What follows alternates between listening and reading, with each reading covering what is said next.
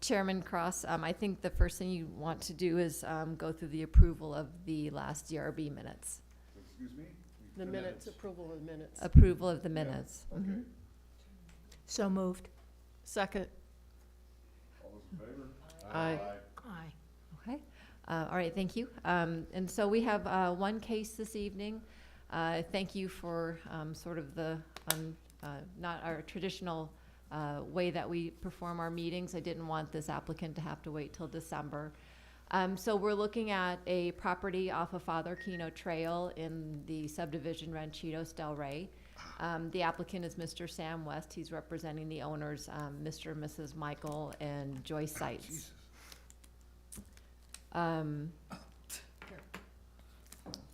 This is unusual. Okay, pardon me. So for context, as you can see, this is up in the northern part of the town, what we like to call the Highlands. You can see off of Father Keno, it basically almost intersects with Tumakakori Way, Tumakakari Way, which again is one of the northernmost subdivisions in the town of Carefree. Larger lots, although what's interesting, and we'll talk about this in a moment, is that while the zoning for this property is rural 190, its size is more comparable to the rural 70. So specific to this particular parcel, really what you find and what makes it one of our mountainside lots is the steep topography. But you'll see as we go through the presentation a little bit more, you've looked at the development, I'm sure, in your report. A very well-designed but a modestly sized home is being proposed on this property. And part of the reason being as well is, again, the issues with the fact that it's designed or it's zoned for a 5-acre development, but it's only 2.5 acres large. So looking at the slope analysis, you can see once again what's greater than 20% is about 20–25% of the lot itself. You can see that it basically slopes to the south and to the east pretty dramatically, just past the building envelope. So looking a little bit more closely at the development, you can see that, again, there'll be, there'll be revegetation, salvage material will be reused at the property. What's unique to this development as well, and we'll talk about it in a moment again, is meeting the development standards for the rural 190. So looking at our standards, they do meet lot coverage of 6% by very close, a little bit more than 5%, so that's under roof. The disturbance envelope allowed is 18%. They have proposed 11%. And what is interesting and what our mountainside ordinance allows is that if you have an upgraded material at your driveway, if you have it designed closer to or at existing grade, you can exclude that disturbance from the overall calculation, and that's how that was accomplished, and that's how this development meets those standards. Also allowing for a little bit more room, I guess, in the future if they would like to add on to the home itself. It complies with the same setbacks that you would find in the 70,000 square foot lot zoning. The building heights do comply. Its cumulative height, as you know, from the lowest structure at natural grade to the highest point is a little over 22 feet. The home itself doesn't exceed, it's just under 20 feet. It does meet the town's development standards for grading and drainage, as well as the cut to fill ratio. Utilities, in particular, we see that up this way, there's no water service, there's no sewer service, say that 3 times fast. So there will be an on-site well for water and a septic system for wastewater. Just to get a feel for, and you've seen, I'm sure, the elevations, but this gives you the idea of what cumulative height looks like for this development. We do allow 40, so as you know, on some of our other lots or with some of our larger developments, that height gets to be a little bit more critical. And so under Development Review Board, you're looking at this before its environmentally sensitive features. There is some revegetation that's required at the utility for power coming off of the roadway. And so you will also look at and evaluate it based on the reuse of salvage plants and the new landscaping, mostly being native. So what we do have is I want to show you the applicant put together, I think, one of the nicest 3D flyovers I think we've seen before for this development. I think next time the only thing is he might want to put it to music, but other than that, I'm just kidding. Put it to music. Yeah, we So, need some music for sure.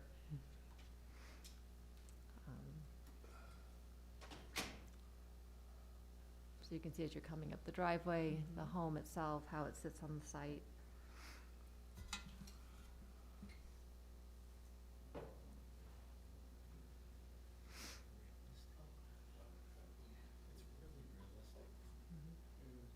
You can see how it kind of nestles into the grade from this vantage point. Mhm.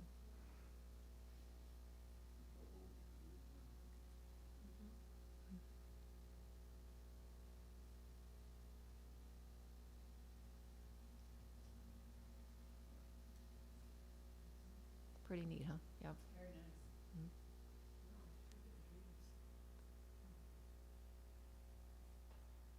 Just about say that's the number one we've ever seen in all these years. That's what I think too. That is So. really nice. Amazing what you can do with renderings.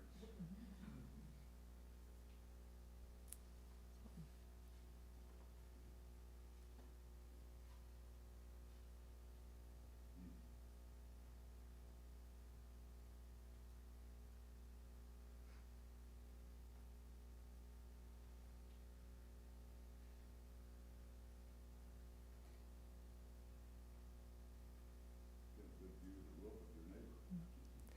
Well, I think what's helpful that's kind of changed over time is the static model. I mean, this kind of really gives you almost a better feel for it than the old-fashioned build models.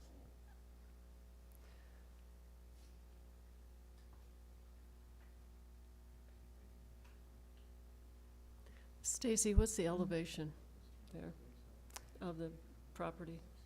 I'd have, Is it? yeah. Okay. So the applicant did comply with the system participation requirements. You did probably read in your report that there was a response from a nearby resident, and that was discussed and resolved with the applicant. And we have the conditions for approval, which are attached to your report. I don't think anything out of the ordinary.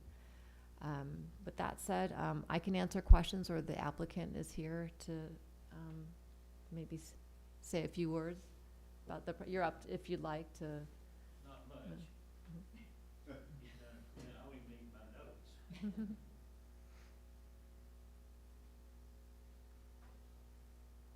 that's definitely an interesting challenge, but done superbly. Well, thank you very much. Am I close enough? I guess first, I've served on a few boards and committees in my life, and I want to thank all of you in this room for the time that you give up to do the things that you do, because it really makes a difference. Particularly Stacy and Samantha, they've been just really bent over backwards on making this happen.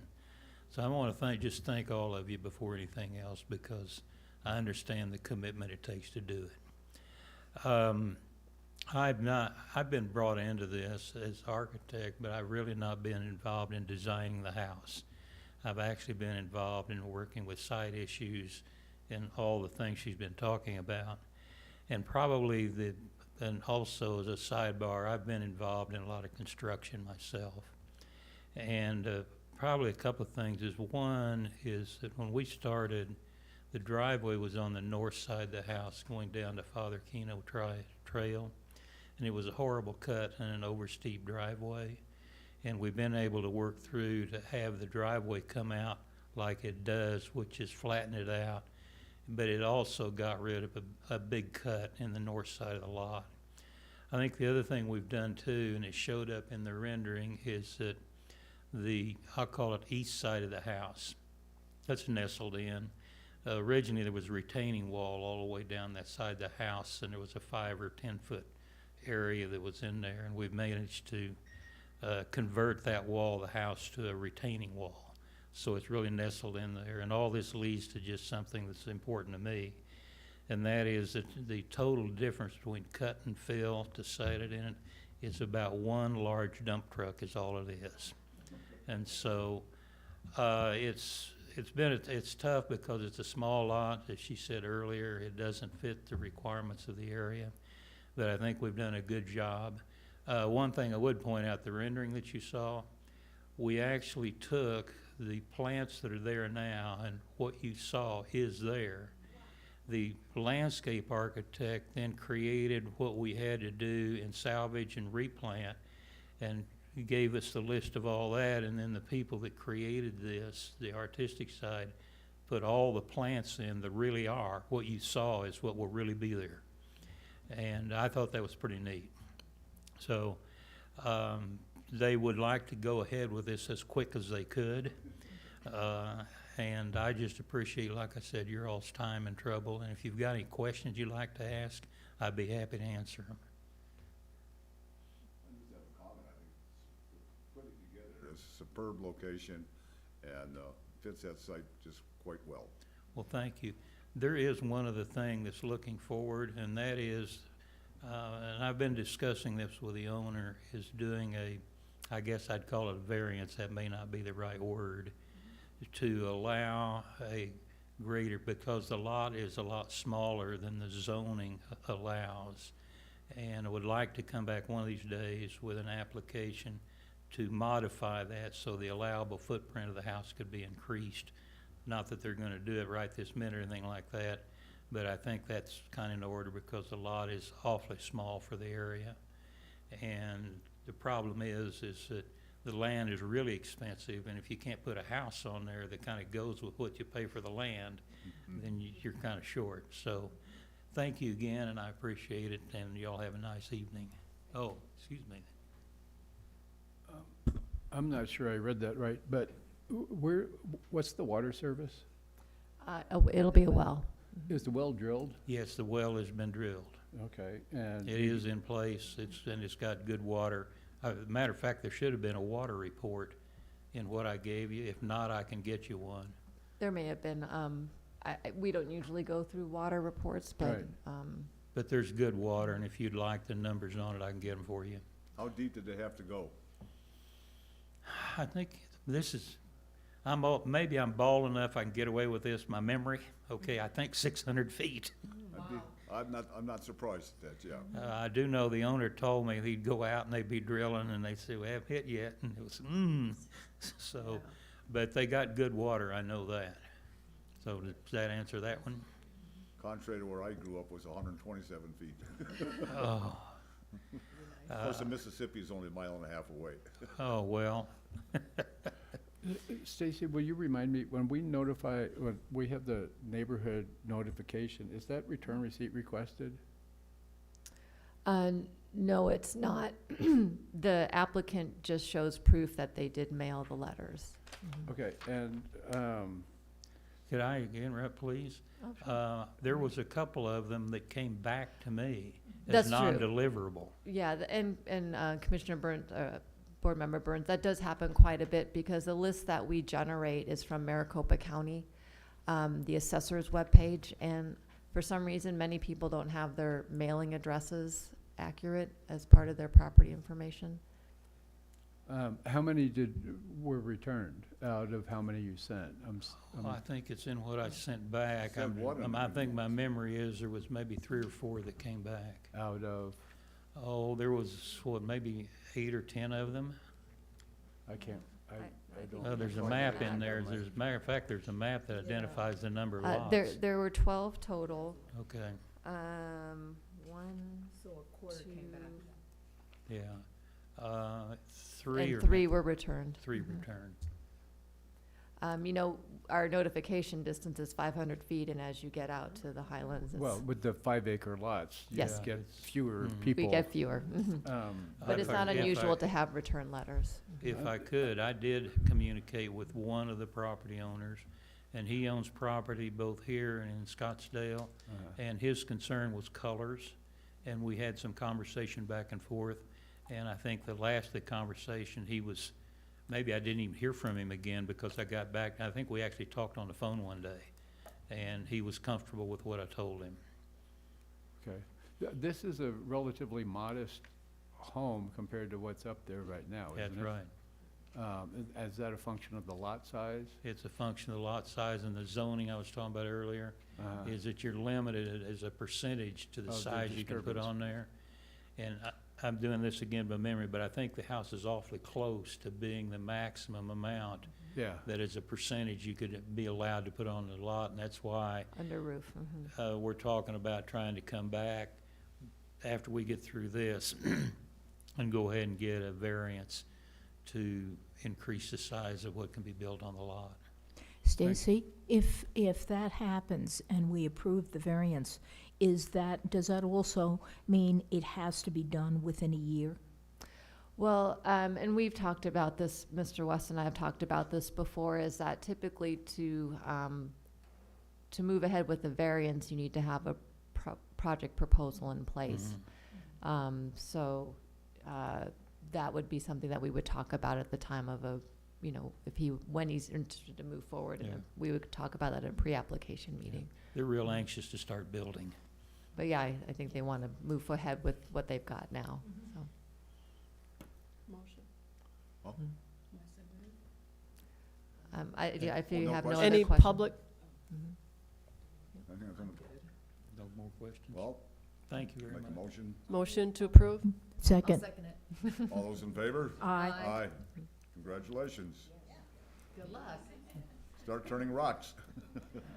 600 feet from. That's crazy. Expensive.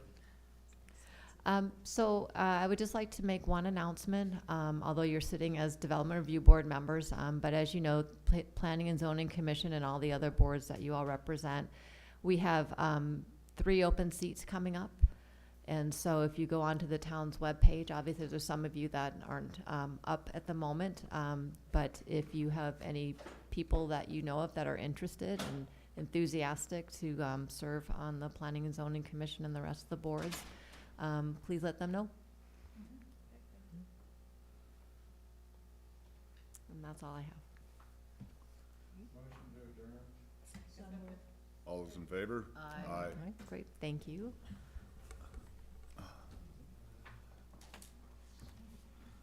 My wife is gonna be shocked that I'm home this early. Oh, no. Oh, all of a